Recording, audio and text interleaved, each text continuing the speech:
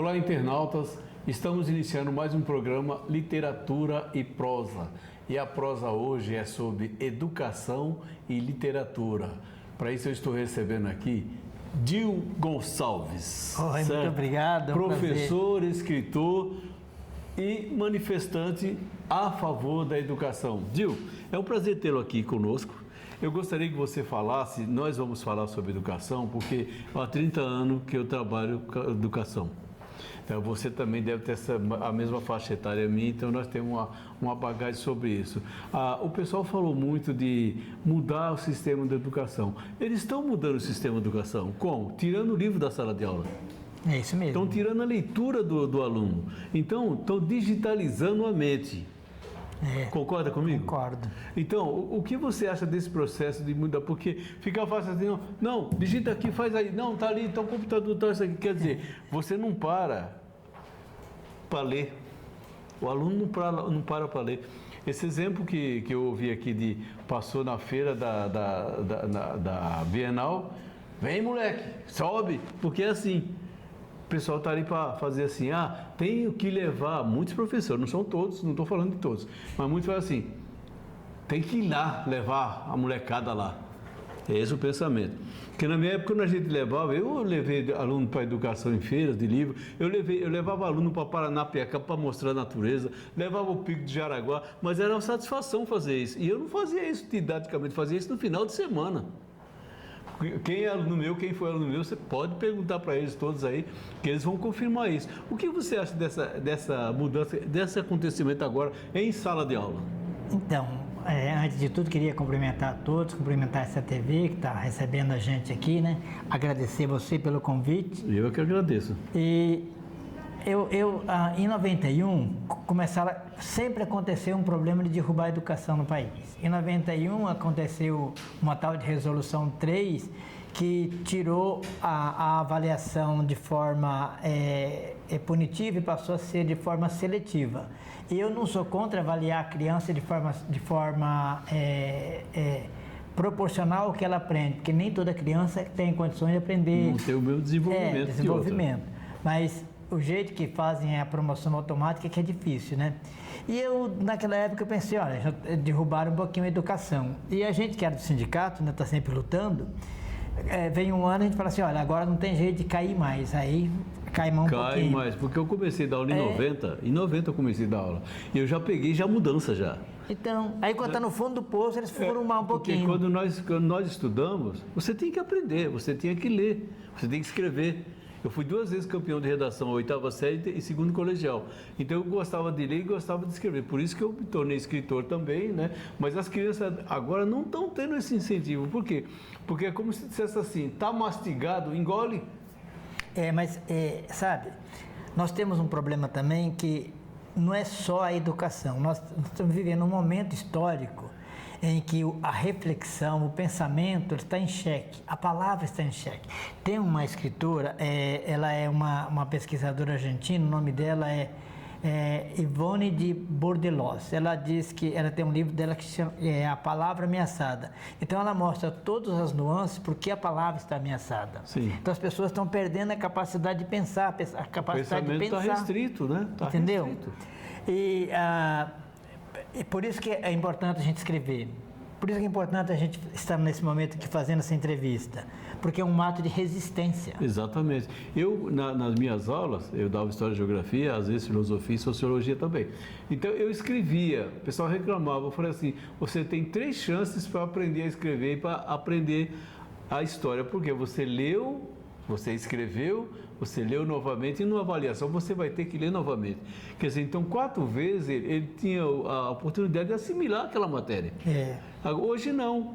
Você indica a página e dá a resposta. Então, hoje em dia está acontecendo um problema muito sério na educação, no ensino já a partir do ensino fundamental, no final das séries e no ensino médio. Acontece um fenômeno que é complicado, que a professora pede trabalho para o aluno. Se ela pedir o trabalho digitado, ela vai receber um trabalho que foi feito por algum chat.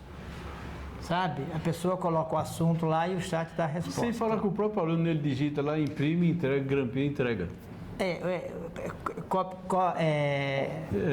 Copia e cola, né? Eu nunca aceitei isso. Eu sempre falava assim, eu quero manuscrito. Aí vinha uma porcaria, mas vinha manuscrito. Porque o cara tinha que ler, eu forçava o camarada a ler para poder escrever. Você Pelo entendeu? menos de alguma maneira ele ia ler. ler. Então, é isso aí. Então, aí você acha que essas mudanças aí retraíram a educação? Sim, retrair a educação do ponto de vista da participação, das matrículas, da presença da criança na escola, a educação está cada dia mais incluindo. Embora ainda tenha muita criança fora da escola, sobretudo as crianças da periferia, né? Ainda tem muita gente fora da escola, fora da creche.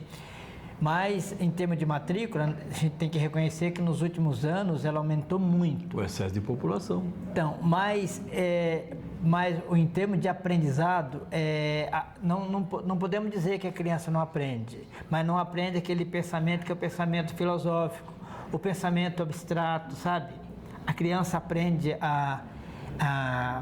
se ela, por exemplo, é um médico, ela aprende tudo que é de medicina. Sim. E se ela é um médico endocrinologista, ele só aprende endocrinologia. É a especialidade. Sabe? E se você falar para ele ler um livro, vai ler um livro daquela matéria dele. Então não sai para ler um livro de literatura, para ler um tratado social, sabe? Para buscar uma pesquisa sociológica, assim por diante. Sabe? Fica assim, com conhecimento limitado. É verdade. E quando foi, Edil, que você começou da literatura a escrever, a se tornar escritor? O primeiro livro meu é um livro chamado Amor Circular, é um livro infantil, é publicado pela editora Adonis, certo? Eu estou pedindo uma reimpressão agora, vai estar comigo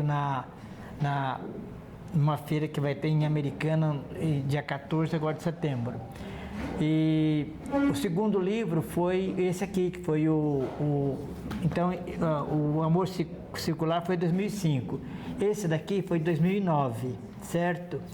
E aí eu fui continuando escrevendo e quando eu me aposentei em 2018, eu fiquei assim, vou escrever, não vou escrever, e eu estava sendo um escritor de gaveta, né?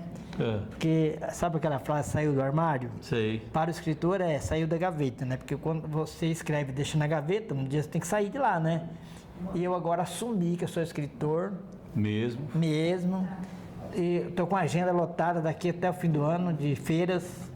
Já que as grandes editoras não pegam meu livro para colocar em tudo que é livraria, eu pego meu livro, vou de feira em feira e vendo pelas redes sociais. E os meus livros têm boa aceitação, tá? Na outra entrevista que eu fiz, o Jeff falou que esse livro aqui vendeu muito na na Bienal de Taboão. Sim. Né? Esse livro vendeu muito, esse daqui vendeu muito também. Fale sobre eles para o pessoal. Bom, esse livro aqui, Enquanto Você Dormia, é um livro de contos e crônicas.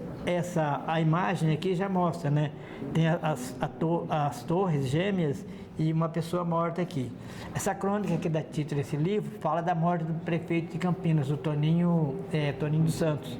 Ele morreu às 10 horas da noite, assassinado, e todo mundo esperava um grande funeral no dia seguinte, só que no dia seguinte as torres gêmeas caíram e o funeral dele foi esquecido. Foi esquecido. Então essa crônica que dá título ao livro. E esse livrinho aqui, ó, o menino, me perguntaram para mim como foi que esse livro nasceu, eu te juro, eu não lembro. Eu sei que eu comecei a escrever e saiu uma historinha super bonita. E eu tenho que agradecer demais a Carmelina de Toledo Pisa, que é a menina que pintou esse livro, né? Que tem a foto dela, né? Aqui, ó. Ah, tá. A Carmelina, eu mandei uns textos para ela, ela viu esse texto, é um textinho pequeno, mas ela falou, fiquei encantada com esse texto, posso ilustrar para você? Eu falei, claro que você pode. E saiu essas ilustrações assim. Que foram muito bacanas, né? Olha só. Ilustrações belíssimas. Criatividade. Então as crianças, quando veem, elas correm, elas querem pegar, certo? E o filhinho caçula, que está saindo hoje, é esse daqui, que é o Fuga das Imagens. É o Fuga das Imagens. Esse é o bonitão do momento. Esse é o bonitão no momento. Ele fala sobre o que exatamente? A Fuga das Imagens. Esse livro aqui, ele tem 6 contos. Aqui é contos e crônicas, aqui só contos. Então, todos os contos desse livro estão ligados à reflexão profunda da vida, certo? Vou dar só um spoilerzinho do Fuga das Imagens. Sim. O cara levanta de manhã, aí ele vai olhar no espelho para fazer a barba, ele não vê a imagem dele lá, ele vê tudo menos ele. Menos ele. Aí ele pensa que a mulher dele também não vê, o filho não vê, ele pensa que é só com ele, né, com a família dele. Aí os vizinhos já começam a vir no corredor e falar também, e aí acontece o primeiro milagre. Quando as pessoas não têm a imagem, elas começam a se falar. E aí a imagem vai sumindo. No outro dia, a imagem some das telas. Certo? E quanto mais a imagem, a pessoa não consegue ver a sua própria imagem, mais a conversa aumenta. Mais ela vai se aproximando do outro. Do outro para. Até que um dia ele só vai ver a imagem num lugar, mas não conta que isso aí você vai ter que ler. Não, tem que ler, né? Tá bom? Tá. E o outro? O último aqui que você mostrou. Você já falou sobre isso? Esse daqui, que foi o segundo livro, quando eu fiz o meu mestrado, a banca disse para mim assim, olha, você foi aprovado com louvor e recomenda a publicação do livro. Transformar em livro. A banca? E sabe quem era a banca? Severino Antônio Moreira Barbosa,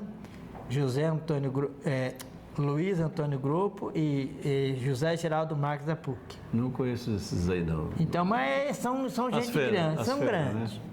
Aí eu resolvi fazer o livro e fiz.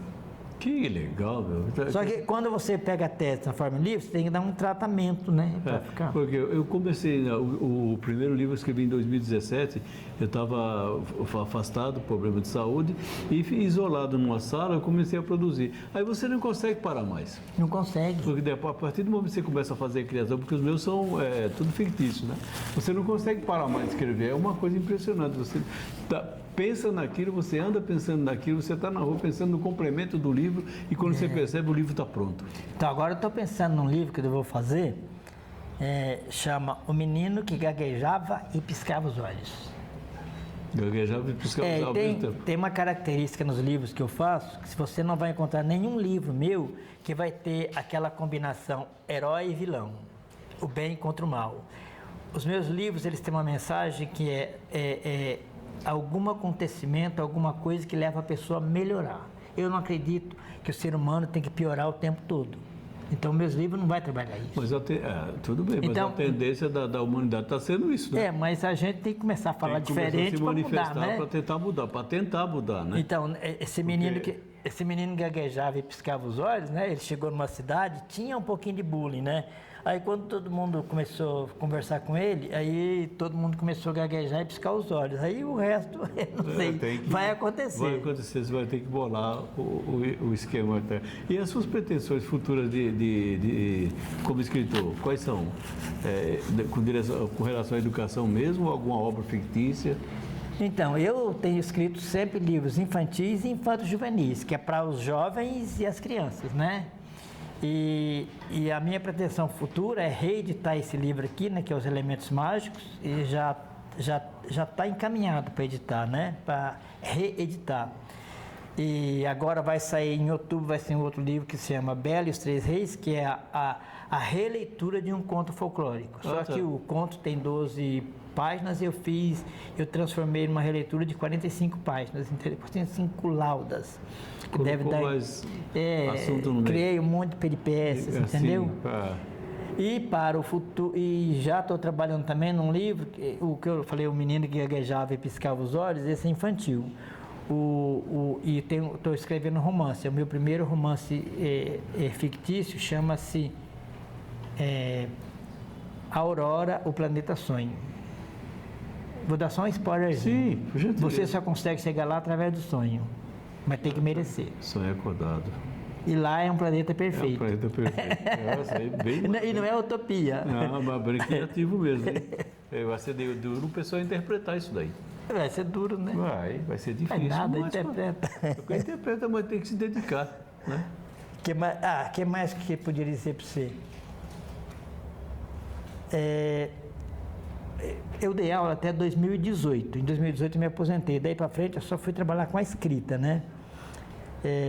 Até tentei voltar o ano passado, mas eu mesmo me auto-boicotei, acabei perdendo um prazo e não voltei. Passou. É porque eu queria trabalhar com meus livros. Tá certo. E agora eu estou com feiras até o final do ano, né? Já tem agenda até o final do ano fazendo feiras. Sim. E espero vender meu livro pessoalmente. Então deixa suas redes sociais para o pessoal poder...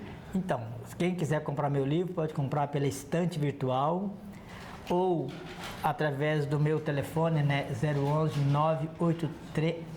983715219, ou pode pedir também no meu Instagram, que é o escritor Dil Gonçalves. Tá ok. Gente, eu conversei aqui com o professor, escritor e um batalhador a favor da educação, Dil Gonçalves. Dil, obrigado pela sua presença. Eu que agradeço. Agradeço muito você ter vindo aqui. Tá Muito ok? obrigado, viu? E assim nós encerramos mais um programa Literatura e Prosa. Obrigado e até a próxima.